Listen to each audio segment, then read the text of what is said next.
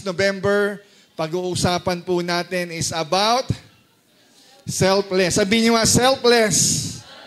Yan. So yan po ang ating pong pag-uusapan sa buwan ng Nobyembre. Bear na, no? So next week, about Christmas na tayo. Pero ngayon, selfless muna tayo. Sabihin mo sa katabi mo, selfless ako. Yan. Hindi ako selfish, ha? Selfless. Yan. So before I explain this theme series or title series, sino po sa inyo yung nakakita na ng bus? Sige, Tagalogin natin, bus. Yan, iba, anong bus? Bus. Pag bus daw, social, o mga social daw, pag bus daw, mga ordinaryong tao lang yan, mga mahihirap lang daw yan. So, depende po, no? Bus or bus, pwede po yan. Sino po sa inyo yung nakasakay na ng bus or bus? Meron bang di nakasakay dito? May iba siguro sa atin, ayaw natin kasi meron tayong experience pag nasa aircon tayo. Kasi yung karamihan po sa mga bus, yung kanila pong brake ay talagang gumagano. Pag nagtapak sila ng brake, yumuyug talaga yan. Kaya yung iba, ayaw sumakay ng bus dahil nahihilo raw sila sa takbo or pagpreno ng sasakyan tapos yung amoy pa ng aircon, hindi tayo sanay. Pero kung hindi pa kayo nakasakay o hindi pa nakakita, gusto ko ipakita. Ayan po ang bus. Ayan po yung loob ng bus. Diba? So, kung tayo po ay sasakay, diba? Kung tayo po ay sasakay sa bus or sa bus, ang tanong ko po, saan mo gustong umuupo? Or pwedeng sa harapan, sa gitna, or sa dulo. What I mean sa upuan, tayo ba yung umuupo? Sino yung gusto sa tabi ng bintana? Yan, so marami, no? Sino naman yung gusto dito sa may tabi ng daanan, sa aisle? Ayaw niyo dyan. Bakit ayaw niyo dyan? Nasisigo kayo, nauupuan ng, di ba? O sino sa inyo gusto yung gitna? Di ba ayaw rin ng gitna? Kadalasan, karamihan po sa atin, gusto po natin doon po sa bintana. Parang sa sa eroplano lang, no?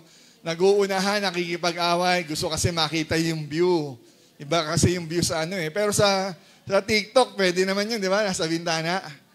Kaya lang, upuan lang wala yung inaangat na upuan na may ganon-ganon. Kala mo, nasa eroplano, yung pala nasa upuan lang pala. Okay, you know what? Ako po nung nagtatrabaho po ako sa Makati, sa Cubao, sa Aurora, araw-araw po ako nagbabas. From Del Monte, from Potrero to Makati, tapos nag-asawa ako, nalipat ako ng May Kawayan, from Banga to Cubao. Yan, araw-araw po yan. Marami na po ako experience sa bus. Maraming beses na po ako nadukutan, nalaslasan ng ng bulsa, ng bulsa sa pitan, iba-iba. Kadalasan yan, patagilid, dito. Kadalasan puro pa ganun, padiretso. Nahulugan maraming beses na kaya, alam mo yung feeling ng lungkot, di ba? Mawala na lahat, wag lang yung mga ID mo eh. Diba? Minsan yung pera, kahit ilang libo pa yan, wag na malaki halaga. Di ba? Minsan okay lang yung kikitain mo ng ilang araw lang yan eh. Pero yung mga IDs, ang hirap kasi ang tagal, talagang malulungkot ka. At ayun po yung experience natin sa mga bus. You know what? Siguro yung may kasamaan po tayo rito na mga may alam sa security natin. Kadalasan, sabi nila, pag sasakay ka raw ng bus, ang tingin nila mula harapan papunta sa likod. Alam ni Brother Bernard to, ini-scan niya na yung mga tao. Tama ba, Brad? Ini-scan niya lahat ng tao kung anong klaseng tao ba to. At kadalasan ng mga yan, umuupo yan doon sa likuran. Pagpasok pa lang, alam na nila yung galawan ng hold-upper at hindi eh.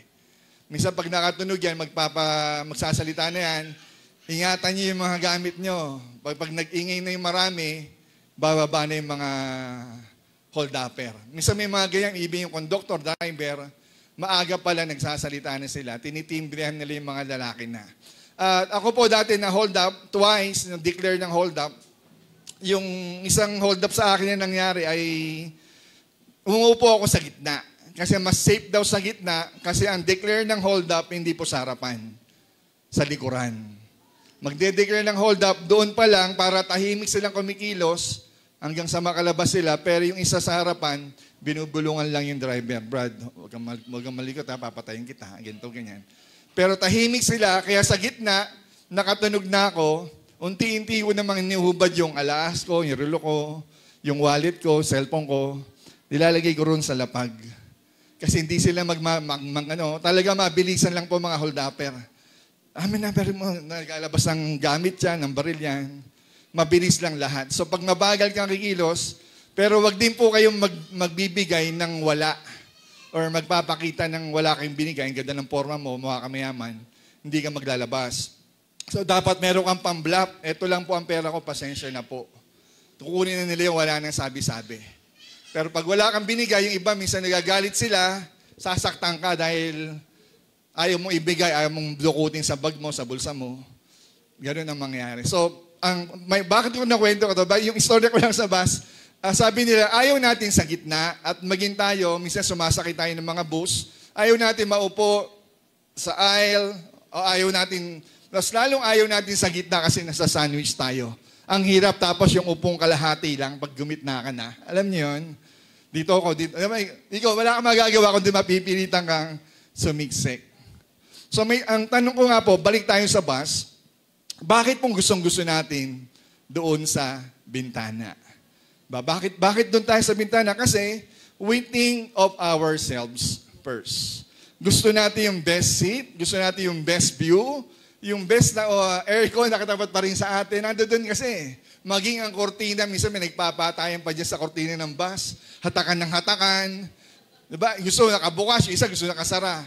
Kaya kung nandun ka sa harap na bintana, right mo yun kasi ikaw ang nasa harapan eh. Okay?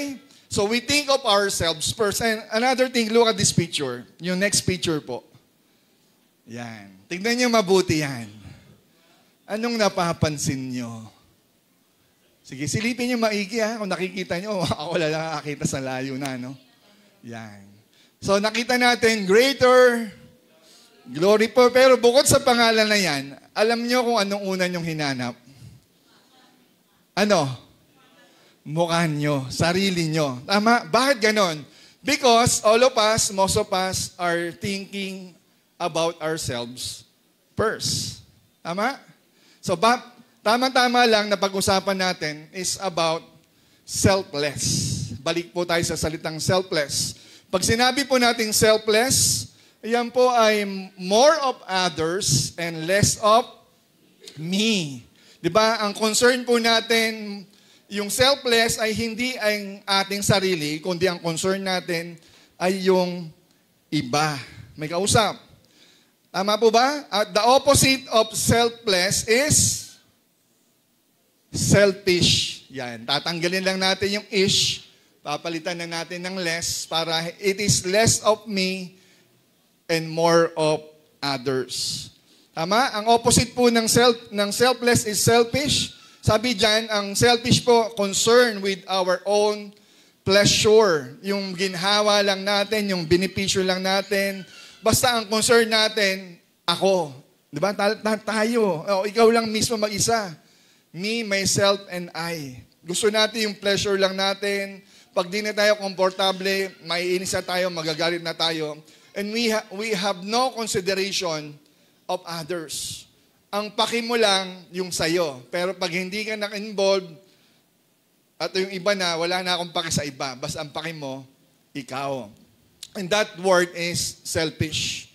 Kabaligtaran ng selfish is selfless. Na dapat ganun po tayo. But most of us are, next slide, are having a hedonistic view or mindset. Or ang tawag sa atin ay hedonist. Ano ba yung mga hedonist na yan? Hedonist, sila yung lagi ang objective nila is self-gratification. Selfish nga yan eh. Kaya ang motto nila, when it feels good, do it. Yan nga, kahit makasakit ako ng tao, basta ako, kung saan ako masaya, when I feel good, yun ang gagawin ko. Just do it. Kahit kasalanan na yan, wala akong paki. Basta mag-gratify lang yung sarili kong pita. Pita ng laman, pita ng mata, at yung mga ego natin, masatisfy. Ang tawag po doon ay hedonist. Pero minsan nakakalungkot, bagamat Kristiyano tayo, we walk or we live just like hedonists. Religion po yan, ha? Ano po yan? Kultura po yan. Actually, there are malaking grupo sila na kaya ang mindset nila is to gratify themselves. Kaya yung mga commercial, talagang mapapabili ka kasi laging ang favor is sa atin. May kausap ako. Hedonist. Makikita po natin niya kapag tayo ba ay may parang hedonist. Kapag tayo po ay laging, di ba? Selfie. Di ba? Walang masamang mag-selfie, pero lahat ng ginagawa mo, naka-selfie ka, kakain ka, di ba? Uupo ka, may magpapatayan na, may nagpapatayan at the moment, di ba? Lahat na lang is kasama tayo. Mahilig tayong mag-selfie, di ba? Gusto niya, yung mga hedonist, gusto niya, siya lagi ang bida, siya ang una, para kasi Jollibee, di ba? Bida ang saya. Gusto natin tayo yung magaling or mas magaling. Sa atin lagi yung best part. Ano ang best part ng manok? Balat daw. Diba? Yung baboy, balat. Diba? Yung manok, pwede rin balat. Diba? O hita. O, iba, yung puwet. Sa mga matatanda na gusto niya mga puwet. Are you with me? Yung best part sa isda, tiyan. Diba? Yung matatanda talaga, gusto niya ulo. Diba? Nagkakaalaman na kung may edad na Gusto niya parte niyan, ulo. Ang gusto natin lagi ang focus natin is kung saan tayo magagratify, kung saan tayo magiging masaya. Are you with me? May kilala ba kayong ganyan? Ako yun parang tayo yun. Tama po ba? You know what? The word, ang mundo po, the word is teaching us to be selfish, but God's word is teaching us to be selfless. Pakita mo nga, Pogi. The word is teaching us to be selfish, but God's word is teaching us to be selfless. Iyan po ang normal. Ang normal po yung galaw ng mundo. And the word teaches us to be selfish, maging makasarili tayo, tayo ang unahin natin. Pag sa pila, gusto natin nag-uunahan tayo. Gusto natin tayo yung first.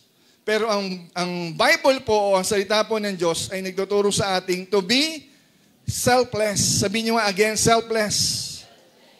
Hindi po ibig sabihin po ng selfless ay kalimutan or pabayaan mo ang iyong sarili. Lilinawin ko lang. Hindi po ganon. Hindi po laging i-deny mo lang lagi yung sarili mo just to the satisfaction of others. Hindi po ganon po yun.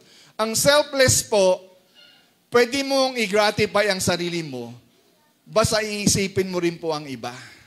Diba? Hindi ang laging focus or priority ikaw. Isipin mo rin yung consideration ng iba. Baka at ikaw lang ang may gusto niyan, pero ang buong mundo niyan or buong body of Christ, maging ang salita ng Diyos ay ayaw niyan, tayo lang ang nagpupumilit. Tayo ay nagiging selfish. Amen. You know what? Yung ating ito pong topic na to, ito pong selflessness, alam niyo ba that practicing selflessness improves mental health? Practicing selflessness improves our mental health. Nakakatulong po sa pag-cope up or sa pagpigil ng mental illness or sa simula pa lang mga depression, stress, anxiety, worriness, kung tayo po ay merong concern sa iba. Na ang mindset po natin, hindi ang sarili natin, kundi ang ibang tao rin. Are you with me? Do you agree with me? Nakasabi po yan, yung website, may mga website, kasi kadalasan po ng mga mental illness, ngayon hindi dati. Ang may mental illness kasi ngayon, maraming psychologists naglalabas ng ano ang symptoms na meron kang mental illness. Naantok lagi. Gusto matulog. Pagod. Ako yan na. Kaya marami sa atin, kahit wala naman talaga, konting stress lang. Normal naman na may stress eh. Pero dahil nabasa mo, marami sa social media nag-pop up yung mental illness, kaya karamihan young people nowadays thinking that they have a mental illness. Why? Because the doctor says so. Because psychologists say so. At nakakalimutan na para bang wala nang sayang salita ng Diyos sa buhay ng tao. Which is dati hindi naman ganyan. The Bible is teaching us to be strong. Di ba? To handle stress. The moment you can handle stress, kahit sa maliit na problema pa lang, huwag mo kong kausapin, may ano ko. Naguguluhan ako, na-stress ako. May ubo ko, may sipon ako. Tama? Nai-stress na tayo sa maliliit na bagay. We think, again, because of that, we think of ourselves first. Kawawa naman ako. Mabilis tayong aayaw kung sarili lang po natin ang iisipin natin. Diba? Nakakapagod po. Maging ang simbahan, nakakapagod. Diba? Mga nanay, napapagod kayo sa gawaing bahay. Maging sa mga misteryo, napapagod kayo. Tama? Pero kung iisipin mo lang yung sarili natin, yung sarili mo, parang aayaw ka na. Kaya lang, look at me, may anak ka. Hindi ba't dahil sa anak mo, mas lalo kang nagiging matibay? Dahil sa may umaasa sa'yo, may pangarap ka pang malaking pangarap para sa anak mo. Kung iisipin mo lang ang sarili mo, sa totoo lang, I quit. Alis na ako, nakakapagod eh. Pero when you think of others, when you think of other people, when you think of your family, not just your family, but other families as well, relatives mo, kaibigan mo, mahal mo sila, sasabihin ko po sa iyo, mas malaking tsansa na hindi ka susuko, hindi ka aayaw. Pwedeng sumuka ka, pero hindi ka pa rin aayaw. Hindi ito sa inumin, ha? Na mapapagod tayo, masasaktan, given na kasi yun. Pero ang tinuturo ng Bible is helping us to be strong. Paano? Isang way po ng coping of mental illness is to think of others. The moment na nagmi-ministry ka na, the moment na nag-aalaga ka na, ayoko na mag-live group. Ako nga, hindi nag-devotion eh. Mapipilitan ka mag-aral kasi merong umaasa at nagtitiwala sa'yo. May kausap ba ako? Amen? Hindi ako pwedeng huminto, hindi ako pwedeng bumigay kasi may anak pa ako. May kaibigan pa ako. May mga simbahan pa ako na gustong palagawin ni Lord. Amen?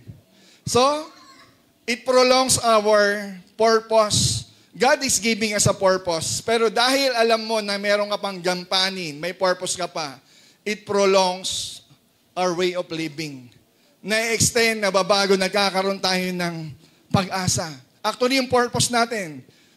Diba? Pag alam mo yung purpose mo, kahit ang hirap na ng sitwasyon, pero because you know your purpose, you have a calling, may plano ang Diyos sa iyong malaki, gusto mo nang huminto, pero hindi ka hihinto. At alam ng mga nanay yan. Tama? Mga nanay. You have a plans for your children. Ang laki ng gusto mo mangyari sa pamilya mo, sa anak mo. Ayaw mong huminto, nagpapatuloy ka. At minsan, dahil nagpapatuloy ka, at umaasa tayo sa Panginoon, yung problema natin, kahit gaano siya kalaki, dahil dikit ka kay Lord, yung problema mo, lumiliit lang pala. May kausap. Biblical principle, ang turo ng Bible, you are what you think. Kung ano ang iniisip mo, magiging yun ka. Kung iniisip mo, weak ka, yun ka. Kung iniisip mo, mataba ka, mag-diet ka. Diba? Yes, given na malaki tayo, pero still, huwag tayong magka-problema. Ano ba yan? Minsan, ayoko na nga, ang taba-taba ko na raw. Hindi po lahat ng mataba, matakaw. Meron po talaga tabain. Amen. may kakampi na ako rito. No? Talagang tabain lang talaga. Pero you are what you think. Dapat isipin natin that we are sons of God. We are children of God, daughters of God. Sabi ng Bible, you are amazingly and wonderfully made. Walang pangit na nilikha ng Diyos. Kahit tumingin ka pa sa katabi mo, hindi sila yon. Hindi tayo yon. We are chosen. Dapat yun ang mindset natin eh.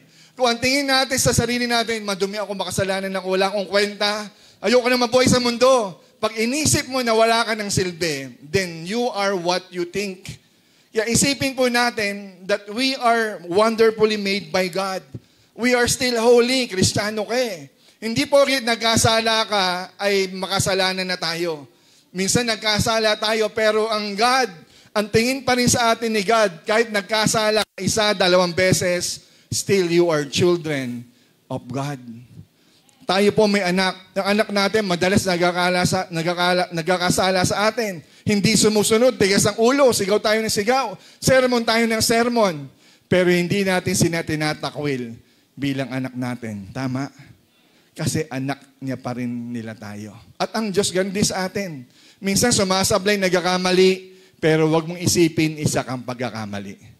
Amen? Nagkamali ka lang. You are still chosen and made by God wonderfully. Isipin mo lagi that God created you with an impact. Ayun ang destiny natin eh. May impact tayo sa mundo. Kung meron tayong impact sa mundo, maybe hindi pa dumarating yung malaking impact na yon for you. Eh kung sumuko ka na, wala na yon. Lakaran mo. Yung pagsubok, yung problema, yung sakit, lahat, daanan mo lang yan. Sooner or later, malalampasan mo yan. Lahat ng trials, may katapusan yan. Ang bagyo, hihinto rin. Amen. So, when we talk about selflessness, you know what? It often leads to, salitang selflessness, it always leads to our kindness, our humility, and especially it talks about generosity. Sabihin nyo nga, generosity. And this morning, this series, we're going to discuss or to focus on generosity. You know what? Wala pong selfless na hindi generous. Pag selfless ka, hindi ka pwedeng selfless ako, nakuripot, na hindi ka mapagbigay. Kasi kung ikaw ay selfless, maging ang sarili mo ay kaya mong ibigay. Ang oras mo, ibibigay mo. Yung talent mo, yung skills mo, ibibigay mo. Tama? Kasi pag generous po tayo, we are generous, we are willing to give. We are willing to sacrifice ourselves. We are willing to sacrifice our pleasure for the sake of others. Di ba, kakainin mo na lang yung egg pie, iisipin mo pa yung kuya mo. Di ba, kakainin mo na lang yung cake, iisipin mo pa yung papa mong malakas kumain. Baka si papa hindi pa kumain. Amen? And that little things, dun pa lang tinuturuan tayong maging generous. Generous meaning we are willing to give, willing to sacrifice, and willing to sacrifice ourselves and our pleasure. Amen. So ano bang Tagalog ng generous? Mapagbigay. Basically, pag sinabi kasi natin mapagbigay, this is not all about money. Generosity is not all about money. Pag sinabing generosity, hindi ito usapang pera. Why? Because we can be generous by giving our time, talent, and treasures. Pakita mo nga. Yan. We can be generous by giving our time, talent, and our treasures. Tanong, sino po ang generous dito? Wala. Diba? Dapat maging generous po tayo. Nakikita nyo na. Ang hirap natin sabihin, I am generous, or partly, naging generous ako. Ang tanong ko po, sino po ang mas generous? Lalaki o babae? Hello? Okay, studies shows, ba, or survey says, hindi po lahat, hindi lagi, pero majority, ang mas generous po ay ang mga babae. That's the fact. Totoo po yan. Alam naman natin di ba, pumunta ka ng bahay, pagsamahin mo mga lalaki at babae, sino ang lagi nagsasakripisyo? Babae. Naguhugas, nagwawalis, lahat ginagawa nila. Di ba? Yung mga lalaki, pagdating, tara, kain tayo, tara pare. Di ba? Lahat ng barkada niya, sasama niya agad. Ganon sila eh. Pero yung mga babae, sige, maghahanda kami, magluluto kami. It's way of generosity. Mga babae po ang mas generous kaysa sa mga lalaki. Pero hindi lahat. Di ba? Hindi kagaya ni Pastor Joseph. Yan, generous yan. Salamat, Pastor Jay. Yan. Marami pong generous po rito sa simbahan po natin. Maraming salamat po sa inyong generosity.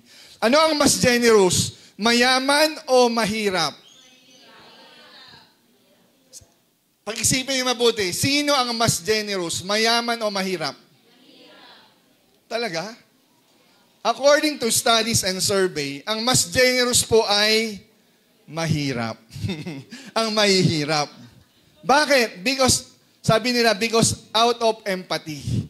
Kasi alam nila yung pinagdaanan eh. Alam nila na kapos, mas nagbibigay sila. Do you get my point? Alam mo yung pinagdaanan namin. Galing ako dyan, galing kami dyan. Kaya mas nagbibigay sila, mas tumutulong po. Hindi po porket mayaman matulungin na. Tama? Mas marami pa rin matulungin na mga ka-level lang natin. Again, sino po mas matulungin o sino po mas generous? Kristiyano o hindi Kristiyano? Ayan na, tahimik na. Sino po ang mas generous? Kristiyano o hindi Kristiyano? Sure kayo? But according to surveys and studies, mas generous ang mga Kristiyano pa rin. Normally, nakakahiya naman kung Kristiyano ka tapos, nag-aaral ka ng salita ng Diyos, tapos tapos madadamot tayo, hindi tayo tumutulong, hindi tayo nagbibigay. Majority pa rin is givers and generous. Amen? Yung mga bata, tatali ko kayo ha, kayong dalawa ha. Okay? Sabihin mo sa katabi mo, sabihin nyo nga po ito, kung Kristiyano ka, hindi bagay sa'yo ang madamot at kuripot. Kasi hindi yan ang calling natin. Look at me, Christian, born again Christian, Sogsim family, hindi po bagay sa atin ang magdamot at magkuripot. Hindi ganyan ang mandate sa atin. We are givers. We should be generous. But ang nakakalungkot, hindi po natin, karamihan sa atin, hindi natin madalas na pa-practice ito. And today, we're going to talk about a life of generosity. Sabihin nyo nga, life of generosity. Yan, magbibigay lang po ako ng 4. Ilan? Yan, so mabilis lang po ito. So haba ng introduction natin, no? Mahaba yung intro, maiksi lang po ang points po natin. Sino po dito yung may gift or talent? Lahat tayo, pero ang tanong, sino ang may gift or talent sa pagsha-shopping? Diba? Magaling gumastos. Talagang paggastusin, ang bilis natin. Diba? Kahit gano'ng karami yan, kaya kong ubusin yan. Magaling dyan. Isang bigay pa lang, ubus agad. Gifted ka, kapatid. Talaga ang galing mo mag-shopping. Sino naman dito gifted or may talent sa pagbabargain or magaling magtawaran? Yan, kilalang-kilala. Oh. Huling tanong. Ano sabi niya? Tapat? Ano yung tapat? Tapat na ba? Ano ba? Tama ba yun? Magkano sagad? Si Pastor, alam na, Pastor. Magkano sagad mo? Talagang binigyan kaya ng sa aalis. Daya lang yung kala niya, alis, hindi aalis yan. Naghihintay lang ng hatak. Sige po, bababa pa natin. Sagad mo na. Kasi may kilala pa ako rito. Ibababa niya talaga. Ang galing magtawaran. Hindi lang siya magaling magtawaran. Baratilyo pa, talagang sobrang kabaratan. Sinasagad mo. Talaga yung bibigay yung 1,000. 500 na lang daw. Kalahati ka agad ang tawad. Hindi, talagang ang galing mag-bargain. Hindi, doon na lang sa iba, may nakita ko. Kaya hatakin pa. Sige na ka, mama, puhunan na lang niya. Kumita na lang ako ng 20 pesos sa'yo. Diba? Sinungaling din, no? Pero ibig sabihin, nasagad mo yung tao. Magaling mag-bargain, magaling sa tawaran. Sino naman dito yung may gift sa pag-iipon? Yan. Yung mga ayaw talaga maglabas. Diba? Gifted, mga lahing kuripot daw. Bahala kayo, anong lahi yun? Diba? Sabi nila kapag gano'n daw, may lahi raw Bombay ba? Diba? Insect daw, o Ilocano, Wenmanong, diba? Kadalasan. Diba? Pero hindi po totoo yun, tama? Sabi-sabi lang yun. Okay, so magaling magtipid, pero yung iba naman sa atin, magaling manguts. Yan, di ba? Kapag due date na, nagkaka-amnesia na. Di ba? Ang bait-bait kapag mangunguts, pero pag bayaran na, sisingilin na, talagang taas na kilay. Wala pang katapos na. Di ba? We are gifted to that. Dapat gifted din tayo magbayad. Kung gifted tayo mangutang, gifted din tayo magbayad. We must be excellent.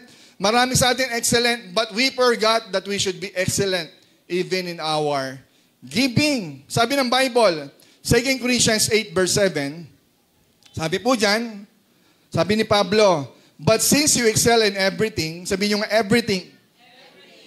Nag-excel tayo sa faith, sa speech, sa knowledge, diba? In earnest, complete earnestness. In love, we have kindled in you. See to it that you also excel in the grace of giving. Bilang nagmamatured po sa Panginoon, tumatagal po tayo sa simbahan, nagmamatured po tayo. Hindi lang tayo dapat umuhusay or gumagaling sa doktrina, sa ating pananampalataya. Hindi lang tayo dapat magaling magsalita, magaling mag-preach. Hindi lang tayo dapat maalam or matalino, ang galing. Dapat tayo pong lahat ay maging mahusay, lalong-lalo na. So, see that you also excel. Saan daw? In the grace of giving. Dapat nag-excel tayo maging sa pagbibigay. Nag-excel din tayo sa generosity. May kausap pa ba ako? Sana maging mahusay tayo dyan. Hindi lang tayo gifted sa mga talento natin. Gifted din tayong dumukot. Sabi mo sa katabi mo, dumukot ka kasi. Diba? Ama, hindi lang tayo magaling magsalita, hindi lang tayo magaling magkomento, magaling din tayo sa pagbibigay. So in this series, Sogsim Family, sana mas lalo tayong mag-matured, mas lalo tayong lumalim sa salitang generosity. Amen po ba? Amen po ba ron? Generosity. We can, you know what? We can be generous by accident. Kaya marami sa atin, generous, yung biglaan eh. We can't be generous by accident. Mala, bilang bumunot. Hindi po generosity po yun. We can be good on something by accident. Wala pong umuhusay sa isang aspeto na biglaan.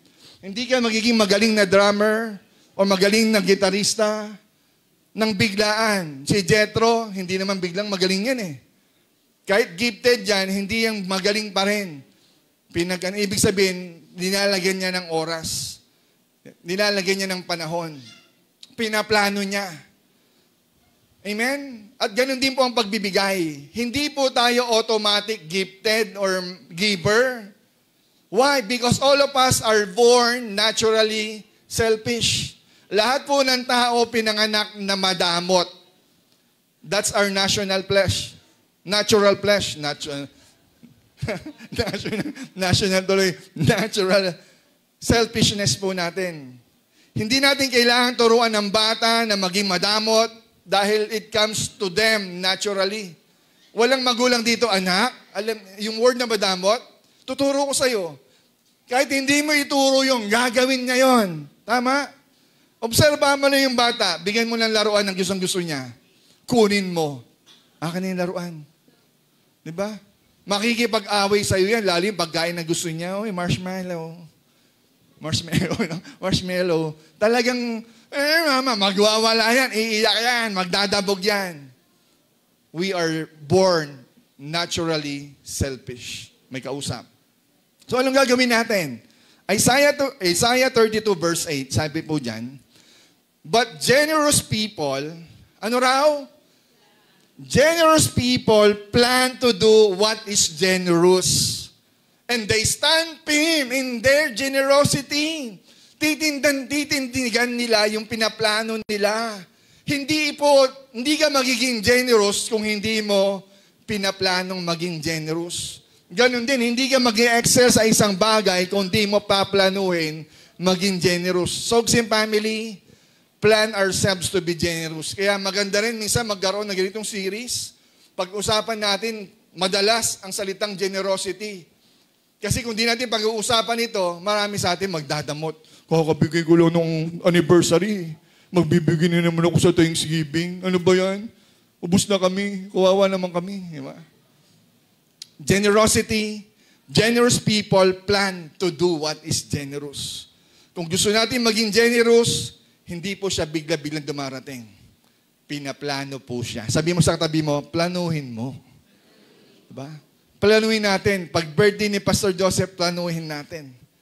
Salamat po sa nag-sponsor ng sapatos ko, ng jacket ko. Hindi ko pa birthday, pero salamat. Ng belt ko, bago yung belt, maraming salamat sa inyo. Hindi ko na kayo babanggitin para ang reward, si Lord magbibigay sa inyo. Okay? Kasi pag binanggit ko siguro pangalan nyo, tinanggap nyo na ang reward nyo. Hayaan natin si Lord ang magbalik. Kasi pag si Lord ang nagbalik, sigurado, malaki yon. Grabe yon, talagang pinagpala ka. You know what? Diba? Greater reward. Hindi ko na sinama last Sunday. Greater reward are those people who are being generous. Ang daming verses po niyan. Diba? When you give, lagi may kapalit si Lord. Yung blessing, when you do this. Diba? When you give your tithes, the floodgates of heaven will showers. Amen. Pero madalas, hindi natin pinaplano yung ating pagbibigay. Kaya nagugulat na lang tayo. Kung ano na lang madukot natin. Okay, sige, teka lang. Ito, walang tumunog. Diba? Nalulungkot tayo pag walang tumunog. Pero madalas, kahit alam na natin na bibigyan, hindi pa rin tayo nagbibigay. Minsan nga, inuudyokan na kayo ng Holy Spirit eh. Diba? Sino rito naranasan yan? Binubulungan ka ng Holy Spirit, brother, bigyan mo yung kapatid mo. Umiiyak na. Kawawa naman. Tapos tayo, di ba? Si Lord, sabi ni Lord, anak, maging generous ka. Bigyan mo yung kapatid mo. O di sa baba, yung pulubi, ilang araw mo na nakikita yan, walang tsinelas. Ikaw, kumpleto, suot mo. Bigyan mo naman kahit konti. Tapos ikaw, Kristiyano, sabi, nagtatanong ka pa, Lord, ikaw ba yan? Lord, ikaw ba yan? Talaga? Tapos nung wala na tayo doon sa lugar na yon, pag uwi natin ang bahay, nagigilty tayo. Parang may mali akong ginawa. Tapos kinakausap natin, misis natin, alam mo ma, parang sinabi ni Lord kanina, bigyan ko rin yung pulubi, hindi ko alam kung si Lord yun eh. Sabi ng misis mo, ba't kailan ka pa tinukso ng demonyo? Diba? Para magdamot. Diba? Kailan ka pa tinukso magdamot pwede. Kailan ka pa tinukso ng demonyo para maging generous? Tatanungin mo kung si Lord ba yun? Do you get my point? Kung pagiging generous, hindi demonyo yan. Tinuturo ka nang magbigay, tatanungin mo pa kung Lord, ikaw ba yan? Ang pagbibigay, gusto po ng Diyos yan. Kahit sino bigyan mo, walang mali sa pagbibigay. Kung yun ang intention ng puso mo. Are you with me? Baka sindikato yan. Bigyan mo ang barya lang, kahit piso lang eh. Di ba? Pinairal mo yung kadamutan natin, di ba? Sindikato yan, wag mong bigyan. Are you with me? Kung inuudyokan ka ng banal na espiritu, gawin natin. Wag mong paghinalaan na demonyo ang nag-uutos sa'yo nun. Amen po ba? Dapat sinasama sa plano natin ang pagiging mapagbigay. Amen. Kasama mo sa plano mo yan. Kung nagpaplano tayo ng, di ba, pag vacation, nagpaplano ka ng outing, saan ako pupunta, makapagburakay nga itong undas na to. Makapag-beach nga, pinaplano mo. Pinaplano mo yung wedding mo, pinaplano mo yung birthday party mo, mamaya, pinaplano mo yung business plan mo. Tama? Pati nga leche plan, nakaplano eh. Tama? Leche plan na lang, pinaplano mo pa, kailan ko kaya lulutuin to? Ilang sangkap kaya? Ilang asukal kaya to? Ilang gatas kaya to? Pinaplano mo. Pero nakalimutan natin, sabi ng Bible na dapat, pati ang pagbibigay, pinaplano mo. Planuhin mo na kasi.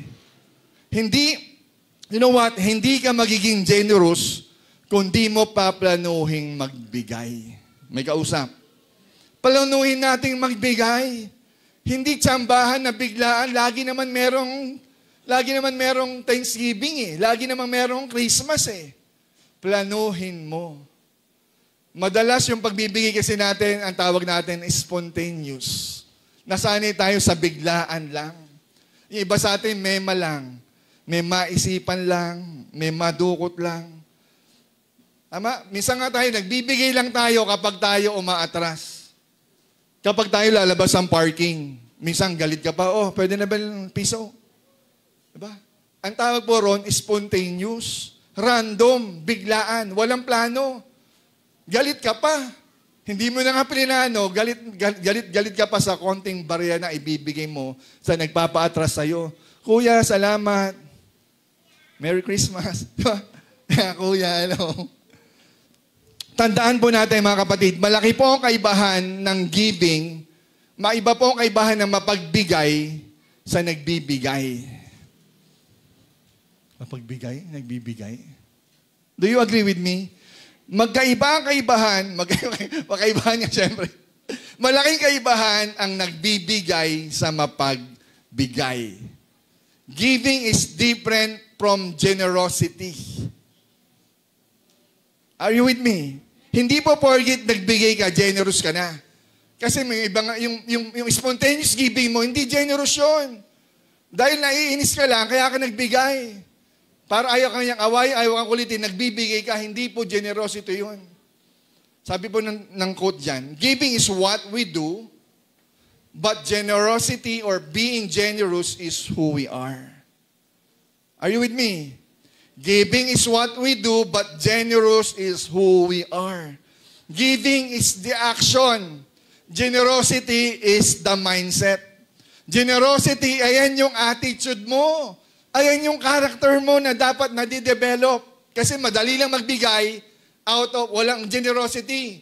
Pero kapag generous ka, nagbibigay ka talaga ng tama. Amen. To be generous, kapatid, to be generous in our giving, we had to change our mindset. We have to plan in order to overcome our selfish tendency na magdamot. Dapat nakaplano yan. Iniisip mo, bibigyan ko to. Gagawin ko to. Are you with me? So anong katangian ng taong mapagbigay or generous? Eto na. The point. Number 1, generous people give willingly. Sabihin nyo nga, willingly. Dapat po tayo nagbibigay, not spontaneously, but willingly. 2 Corinthians 8, verse 10 to 11, sabi dyan, and here is my judgment, sabi ni Paul, about what is best for you in this matter. Last year, sabi nyo nga, last year.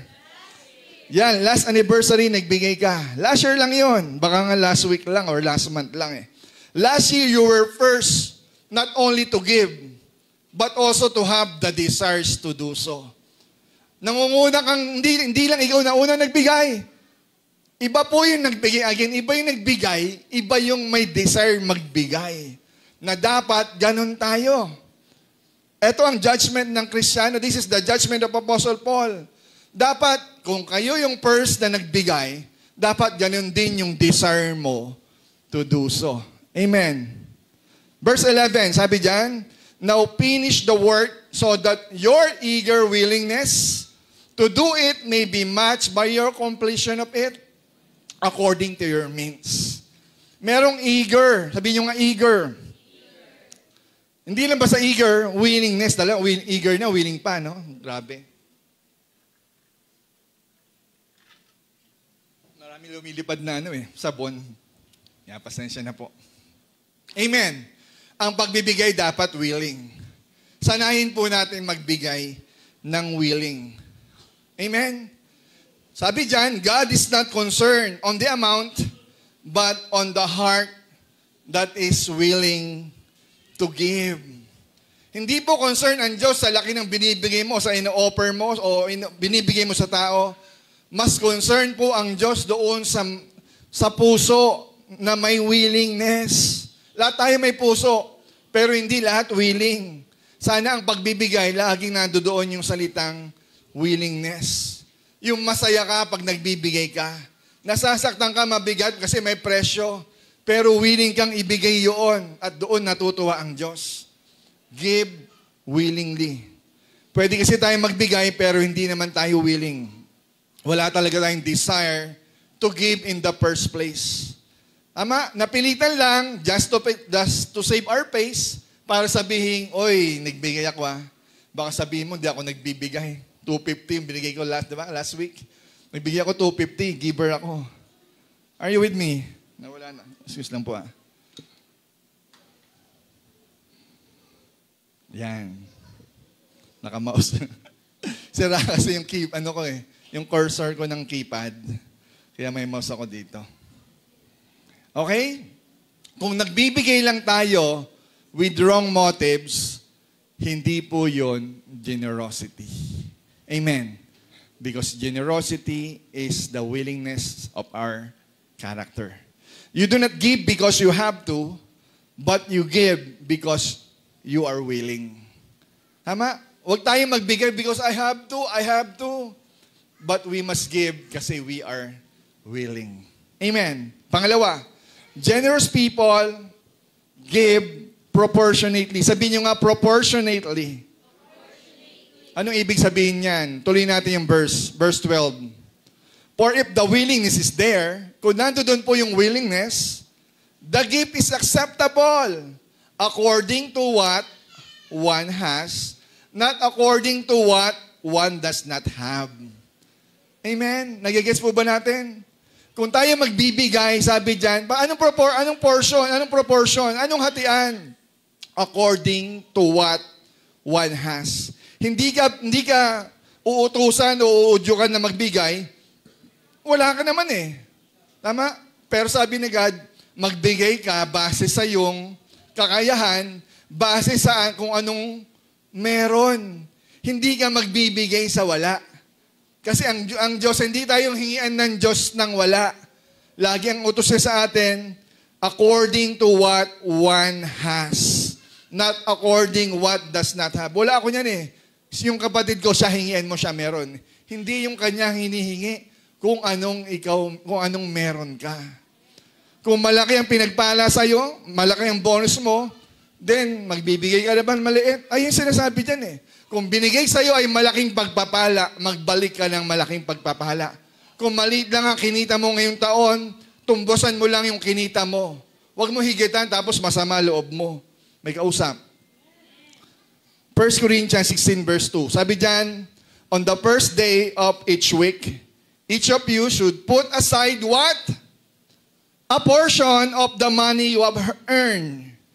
Diba? Magbibigay ka ng portion. Hindi lahat ibibigay mo. Just a portion. Don't wait until I get there and then try to collect it all at once. Parang linggo, yung ating pong tithes and offering. Alam natin, kada linggo, we have our offering, we have our tithes and offering. Hindi mo ibibigay ang lahat. Di ba? Hindi naman buwan-buwan ang first fruits. Ang sabi lang dyan, a portion of your money. Anong portion ba yung tinituro ng Bible? Di ba? 2%? 5%? What? Anong portion? Para maging generous tayo, dapat nakaplano or nakaproportion yung ating pagbibigay sa Panginoon. Hindi yung nagugulat tayo or nagsi-CR tayo kapag offering time na. Diba? Yung tithing. Kaya nga maganda po yung tithing eh. Tithing is fair to all. Bakit? Kasi maliit ang kinita mo. Magkano ibabahid mo? Yung kapatid mong isa, ang kinita, sa call center nagtatrabaho, parang si Neil, di ba? Big time. Di ba? Kung malaki ang kinita, hindi naman, ang laki ng kinita nyo. Huwag tayong malungkot. Kasi ang hinihingi ng Diyos na ibigay natin according, di ba? To your portion. According to your earnings. Pero ang earnings mo, pare-pares tayong 10% ang ibibigay sa Panginoon. The tithing principle. May kausap ako.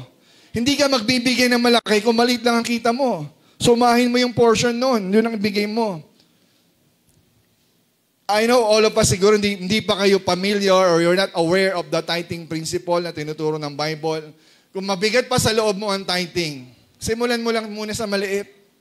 Ang utos na ni Pastor, magbigay ka na lang, simulan mo sa 3%. Sa susunod na linggo, sa susunod na buwan, gawin mo 5%. Hanggang sa masanay ka na. Meron kang portion na binibigay. Tama? Sanayin natin. Para habang tumatagal tayo sa simbahan, unti-unti, nakakasunod na ako. Pinapractice ko, pinaplano ko ang magbigay ng tama sa Panginoon. Ano ba ang purpose ng tithing? Ba't ba kasi may tithing pa? Diba? Hinuhututan ba tayo ng Diyos? Hinuhututan ba tayo ng simbahan dito? Saan ba napupunta yung tithing natin? Ayan, nararamdaman nyo na. Diba? Wala pong napupunta sa mga leader ng simbahan ang tithing po natin. Lahat po yan ay para sa atin. Tubig, kuryente, lahat upa.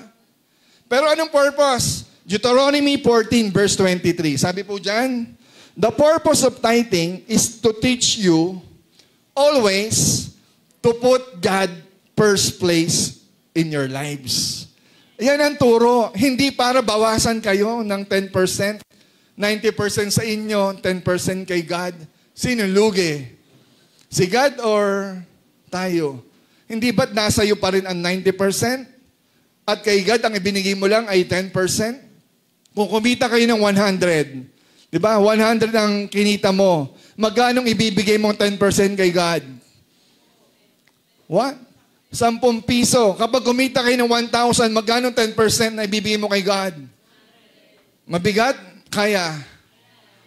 Pag kumita ka ng 10,000, magkano ibibigay mong 10% kay God? Mabigat? Kaya. Pag kumita ka ng 100,000, magkano 10% nun? Mabigat? Kaya. Ayan na, di ba? Minsan, habang lumalaki yung amount na binibigay sa ni God, ikaw ngayon, nagdududa ka na. Di ba? You do not put trust. Hindi ka na nagtitiwala sa Panginoon. Di ba? Ang tithing principle, ba't ka kailangan magbigay, is for you to always put trust to God. Na nagtitiwala tayo na kapag nagbigay ako sa Panginoon, nagbigay ako ng 10%, nagtitiwala pa rin ako sa Panginoon na kaya niya akong suportahan. Tama? Na ang una pa rin sa akin ay ang Diyos. Kasi kung ang 10% hindi ko kayang ibigay, how much more ang buhay mo pa ibibigay mo sa Panginoon? Kung yung maliit na portion, hirap tayong ibigay sa Kanya. Amen. Kung hirap kayo sa 10%, simulan nyo sa 3. Kung ayaw nyo pa, sige, 2 na lang. 2%. Ang importante, you set a portion to God. Amen po ba? Kung hindi tayo nagtatights, sabi lang po dyan, we train ourselves not to trust God. Kasi inasabi ng Bible if we don't give our tithes, we train ourselves not to trust God. And tithing is equivalent to trusting God. Ayun na nasabi. Hindi tayo nagtitiwala sa Diyos na kaya niyang i-provide yung pangangailangan natin. Number 3, generous people give, 4 lang po ito, generous people give sacrificially. Sabihin nyo nga, sacrifice. Yan. So, paano na yan? Pastor, mga mabigat na word na yan. You know what? Baka hindi, maraming tao, minsan kahit Kristiyano, hindi sanay sa word na sakripisyo. Even in our giving, God is commanded, minsan God is commanded us to give sacrificially. Kasi tayo madalas nagbibigay lang when we feel easy, when we feel comfortable, 'di ba? When everything is okay, doon lang tayo nagbibigay. Pero dito si Lord, may experience si God. Sabi sa Mark 12:41 to 44, Jesus sat down opposite the place where the offerings were put and watched the crowd putting their money into the temple treasury. Parang eto, may offering dyan. Pero yung dati yung offering, wala pong envelope yan ha. Lantad dyan, nakikita ng Panginoon. Sinisilip niya. O mag-offering tayo, lahat may nag-offer. Ano sabi dyan? Many rich people threw in large amounts. Wow. Yung mayayaman daw, wow, ang lalaki ng halaga ng binibigay sa Panginoon.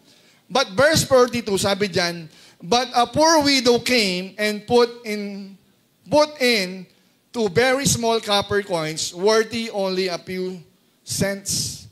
Kumbaga, ang value niya, 2 kusing. O sabihin na natin sa atin, hindi na kusing. 2 piso. Kasi para sa atin, yung piso, barya na lang Marami raw nagbigay ng malalaking halaga. 1,000, 5,000, 10,000.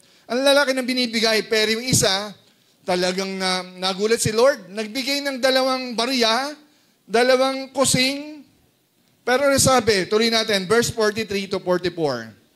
Next slide. Sabi dyan, calling his disciples to him, tinawag ni Jesus yung disciples niya. Sabi ni Jesus, truly I tell you, this poor widow has put more into the treasury than all the others. Mas higit ang binigay ng babaeng balo na to kaysa sa marami. Oh. Bakit? Verse 44, they gave all of their wealth, out of their wealth. Nagbigay sila base sa kanilang sobra.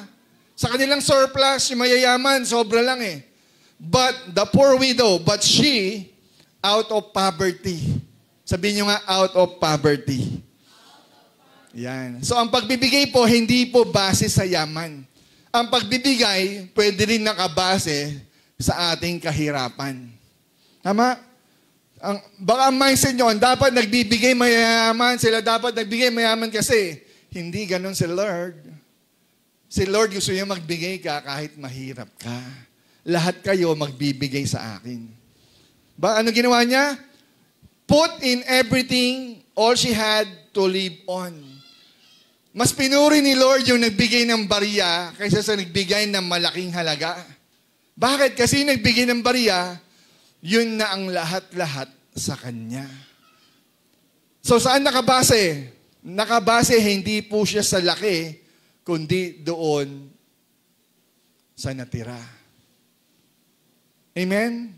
Baka marami sa atin, kung magbigay parang katulad ng mayaman dyan. Maramihan. Pero kung ito-total mo yon, anong porsyento ang natira? Kaya nga sabi dyan, ang pagbibigay ay hindi sa estado ng buhay, kundi sa estado ng puso. Tama? Hindi porket malaking binigay ni brother, ni sister, tapos ikaw ganito lang. It's not about the amount, but it is the heart, the willingness, the desire to give. It is the heart that matters. Gaano ba kalaki ang Lord sa'yo? Tumbasan mo ng pagbibigay mo. Sabi ni David, 2 Samuel 24:24, di ba si David yung nagbigay, I will not sacrifice to the Lord my God burnt offerings that cost me nothing. Hindi ako, sabi ni David, hindi ako maghahandog sa Panginoon ng mga burnt offerings na parang baliwala lang sa akin. Ang ibibigay ko may halaga. Kaya nga binili niya yun eh. Pagka mahal-mahal, 3 times ng halaga, binayaran ko, kahit kung tutusin, kaya kong kunin sa iyo yan eh. Hari ako eh. Pero sabi niya, I will not offer to God burnt offerings that cost me nothing. Ang pagbibigay po, may halaga. Anong halaga ni Lord sa iyo? Ang halaga po ni Lord, lagi nakabase sa puso. At ganun si David. Hindi nagbigay si David ng walang halaga. Kung sa atin, piling mo barya yan, pero may halaga sa iyo yan. God will honor that giving. Hindi yung madami kang binigay, pero ilang porsyento lang kung tutuusin ng inoffer mo sa laki ng nakukuha mong blessing kay Lord. Sana maging attitude din natin that we give to God sacrificially. Ba dumating na ba sa buhay natin na nasasaktan ka sa pagbibigay mo? O kada pagbibigay natin, wala yan. 20 lang naman yan eh. Wala yan, 50 pesos lang naman yan eh. Dumating na ba sa pagbibigay nyo na nasaktan ka tulad ni David? I will not offer to God offering that cost me nothing. Kung barya lang ibibigay mo, that cost you nothing. Hindi po generosity yon. Spontaneous lang yon.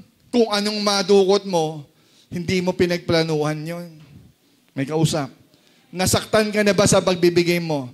Naranasan mo na ba yung kinukwento ni Brother Vic dito, yung ibang mga kapatid po natin, that you gave your first fruits? Diba? Every first month of the year, we plan. Bakit? Dahil utos ni Pastor. Dahil utos ni God.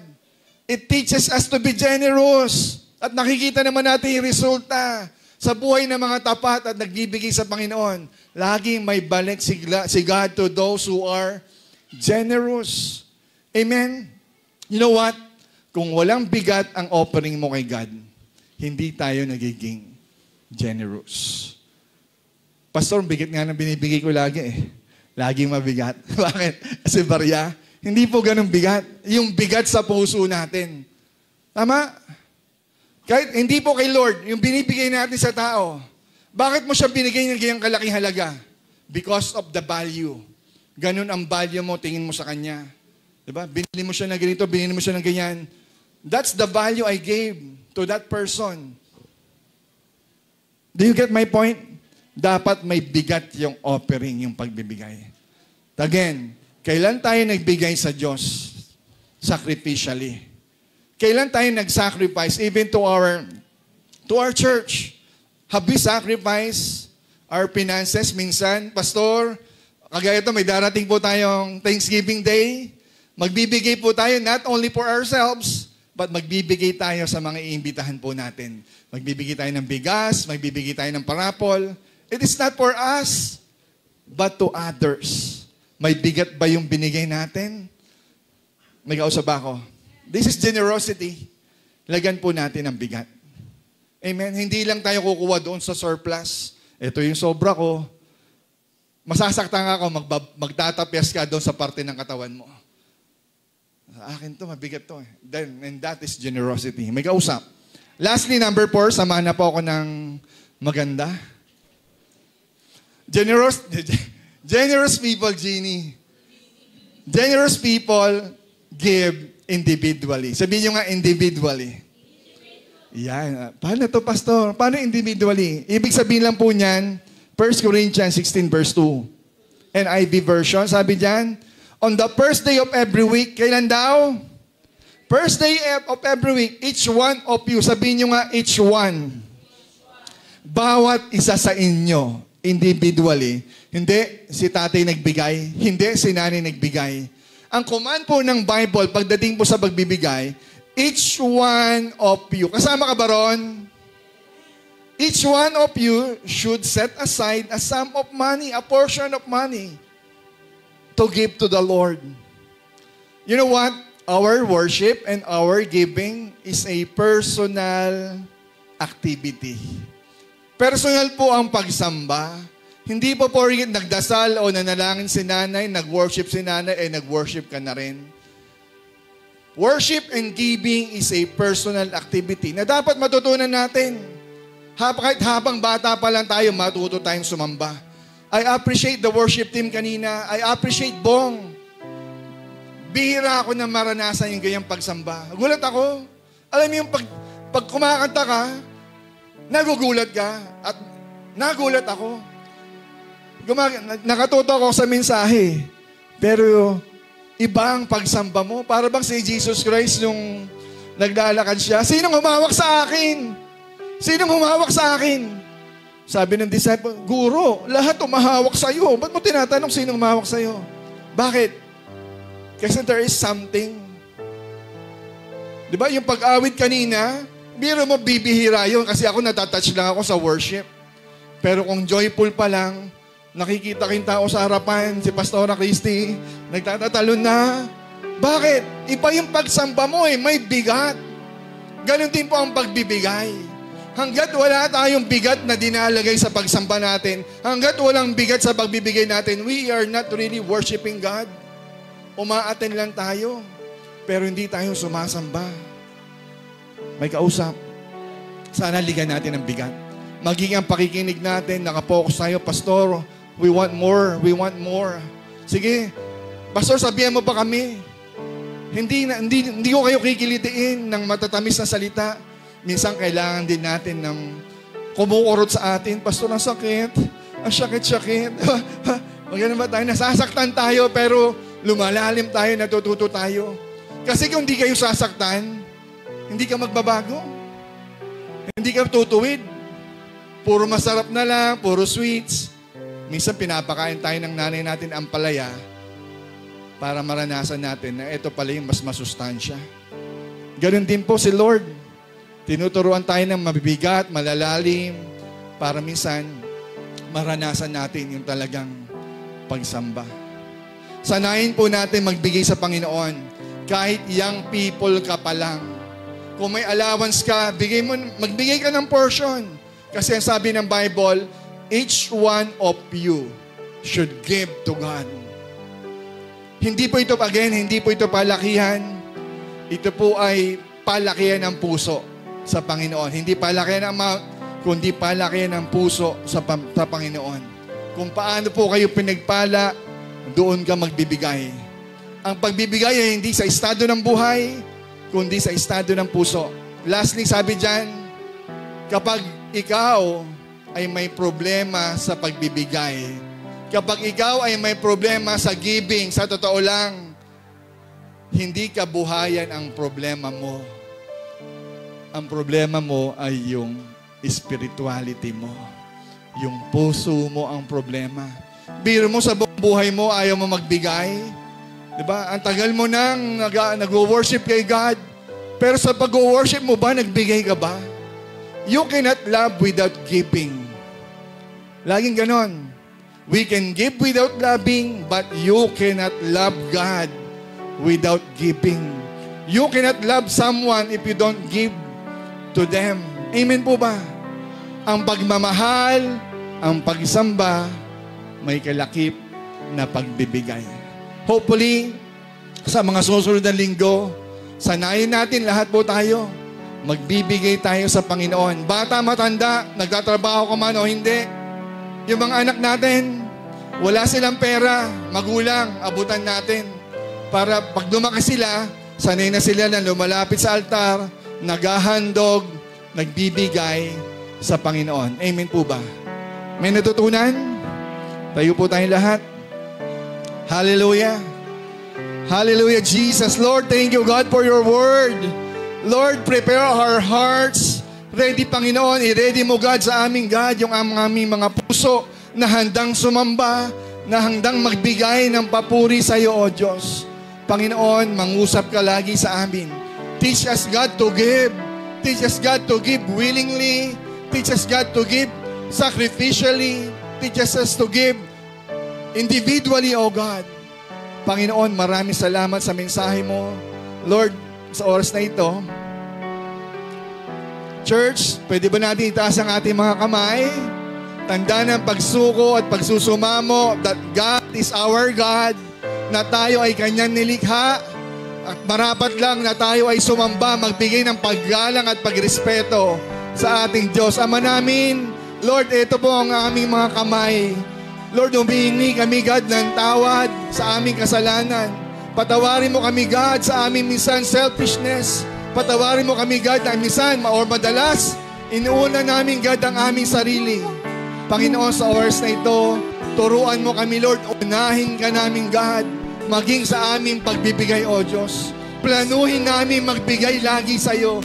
Planuhin namin, Lord, magbigay sa aming kapwa, magbigay sa aming magulang, magbigay sa aming mga anak, magbigay sa aming mga mahal sa buhay.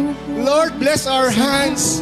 Lord, pagpalain mo, God, ang lahat po na nagtatrabaho, ang lahat ng may negosyo, Panginoon. Lord, wala kami magagawa kung di mo kami, Lord, sasamahan. Bless our hands, God, by the power of your word, by the power of your name. In the name of Jesus, we give you glory, we give you praise. Bless the hands of these men and women of God, the children of God. Pagpalain kami, Lord, we are blessed. Lord, we are blessed by your name. In Jesus' name. In Jesus' name. Hallelujah, hallelujah. Sige po, awitin po natin ang Diyos. Habang naghahanda po tayo ng ating po breaking of bread.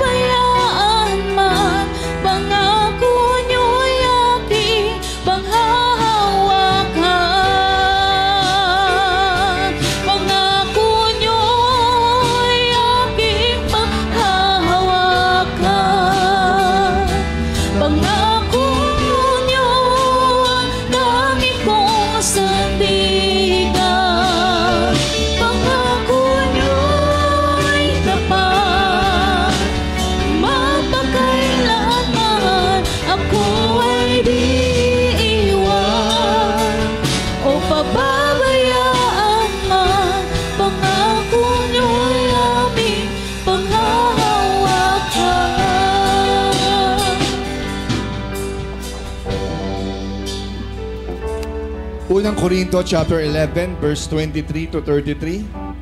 Ito ay sapagkat tinanggap ko mula sa Panginoon ang siya ko namang ibinibigay sa inyo. Ang Panginoong Hesus tanggaping siya ay pagkanulo ay kumuha ng tinapay. Pagkatapos niya magpasalamat, pinagputol-putol niya ito at sinabi, kunin ninyo, kanin ninyo. Ito ang aking katawan na pinagputol-putol para sa inyo. Gawin niyo ito sa pag-alaala sa akin. Sa gayon din paraan, kinuha niya ang saro. Pagkatapos maghapunan, sinabi niya, ang sarong ito ay ang bagong tipan sa aking dugo. Sa tuwing kayo ay iinom nito, gawin niyo ito sa pag-alaala sa akin.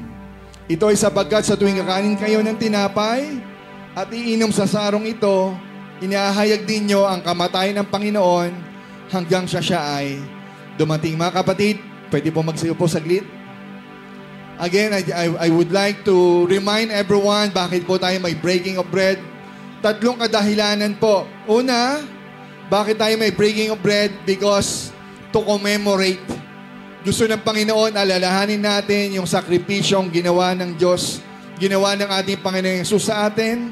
Sabi niya, do this in remembrance of me. Gawin nyo ito sa pag-alaala sa akin. Anong inaalala natin? Inaalala po natin yung sakripisyo ng ating Panginoon sa krus, na kung saan nakita natin kung paano niya tayo minahal. Minahal niya tayo. Diba? Itong bread na to, itong tinapay, symbolizes the broken pieces, symbolizes Christ's body that was being crushed and that was suffered. At yung wine o yung dugo ni Kristo, it symbolizes the blood of Christ, na kung saan yung mga dugo na yon na nagmula sa ulunan niya, yung koronang tinik, yung mga latigo sa kanyang likuran, dumanak ang dugo, yung sibat na tinusok sa kanyang tagiliran, at higit sa lahat, yung yung dugo na pinagmulan ng pako, yung pagpako sa kamay at sa kanyang mga paa. Ginagawa po natin yon to commemorate, ating inaalala. Pangalawang bagay, we anticipate. When we anticipate, ibig sabihin, we are looking forward. Ina-anticipate natin na si Jesus ay darating muli sa second coming or sa rapture. Sa rapture na yon, tayo ay muli magkakasama, at ang pangako ng Diyos, I will not drink from this fruit of the vine from now on until that day when I drink it with you in my Father's kingdom. So, in-anticipate po, Jesus anticipated a reunion para po sa ating pong lahat sa Father's kingdom. Amen? At panghuli, bakit po tayo may breaking of bread? Because we participate. Diba? Nagpa-participate tayo, nagse-celebrate po tayo sa kaligtasan na natanggap po natin kay Kristo. Sa ginawa niya, sabi ng unang Korinto chapter 10 verse 16 to 17, ang saro ng pagpapala na aming pinagpala, hindi ba ito ay pakikipag-isang dugo kay Kristo? Ang tinapay po na pinagputol-putol, hindi ba ito ay pakikipag-isang katawan ni Kristo? Tayo bagamat marami ay isang tinapay, dahil tayong lahat ay nakikibahagi sa isang tinapay. Kaya po tayo may communion, ibig sabihin we have a common union. Nagkaroon tayo ng union with Christ the moment we affirm our faith, the moment na nagtiwala tayo sa Panginoon, meron na tayong pakikiisa kay Kristo. Kaya kapag tayo po ay nagbe-breaking of bread corporately, tayo po ay nakikiisa sa katawan ni Kristo. Bawat isa po sa atin ay nakikiisa. Sa ating pananampalataya, nakikiisa po tayo sa ating pong simbahan. Amen? We commemorate the past, we anticipate the future, and we participate the present. So ano pong requirements? Sabi ng Bible, ano requirements bago po tayo kumain at uminom? Ang sino mang kumain ng tinapay at uminom sa saro na hindi nararapat ay nagkakasala sa katawan at dugo ng Panginoon. Anong gagawin? Ngunit suriin muna ng tao ang kanyang sarili, pagkatapos hayaan siyang kumain ng tinapay at uminom sa saro. Ito ay sapagkat siya na kumakain at umiinom ng hindi karapat-dapat ay kumakain at umiinom ng kahatulan sa kanyang sarili, hindi niya kinikilala ng tama ang katawan ng Panginoon.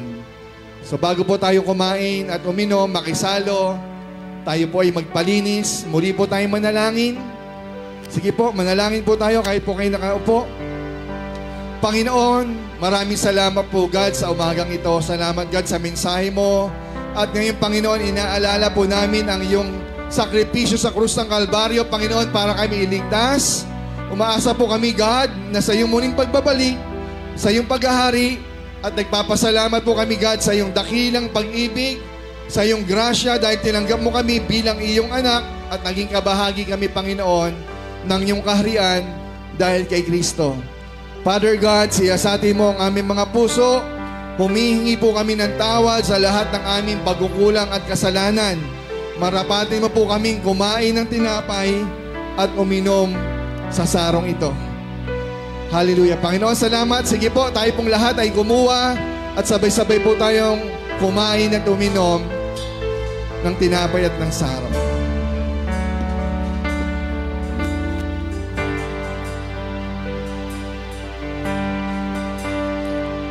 Ang tanging alay ko sa'yo, aming Ama, ay buong buhay ko puso at kaluluwa, hindi makayana, maipagkaloob, mamahaling hiyas, ni gintong nilukob, ang aming dalangin, O Diyos ay tanggapin, ang tanging alay ko, nawa ay gamitin.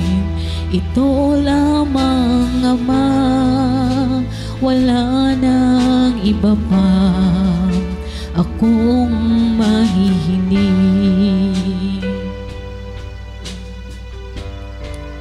Ang tanging alay ko sa'yo, aking Ama, ay buong buhay ko, puso at kaluluwa, hindi makayana, maipagkaloob, mamahaling hiyas, ni gintong nilukob, ang aming dalangin, O Diyos ay tanggapin, ang tanging alay ko, nawa ay gamitin.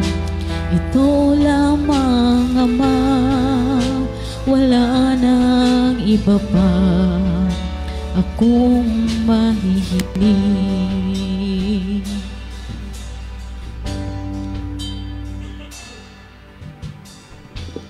Tayo po'y manalangin. Panginoong Hesus, salamat po God sa saro na ito. Salamat God sa tinapay. Lord, dinisin mo po ito at pagpalain, ito ay tanda ng aming pag-alaala namin sa iyong sakripisyo at pag-ibig sa buong iglesia. Tayo pong lahat ay kumain at uminom.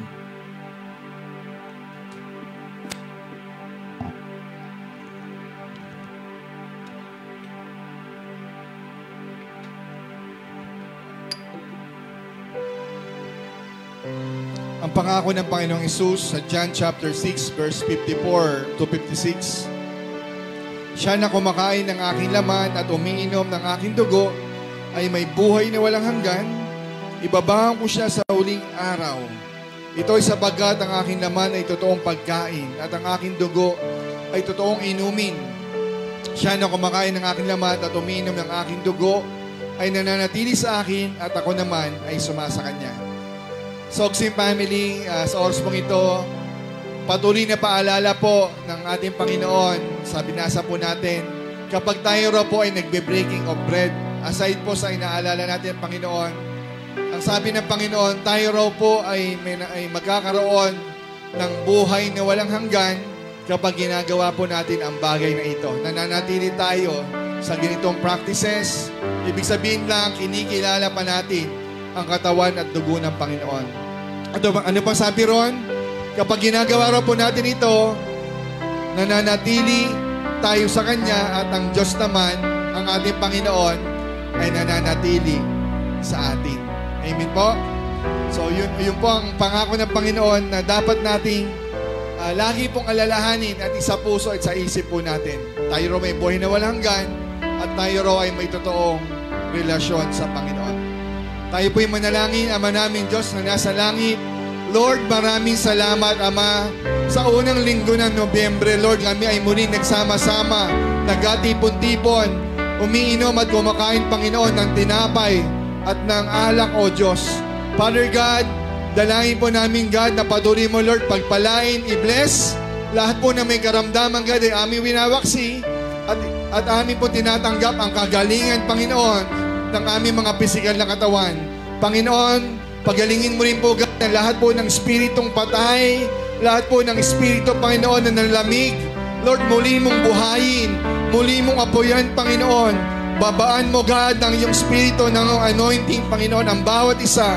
Kausapin mo, Panginoon, gamitin mo kami, Lord, pagpapala sa aming kapwa, pagpapala sa lahat ng aming makakasalamuha. Ama, salamat, Lord, sa iyo ang mataas na glory sa aming simbahan, sa pangalan ni Jesus. Lahat po tayo magsabi ng malakas na Amen and Amen. Hallelujah!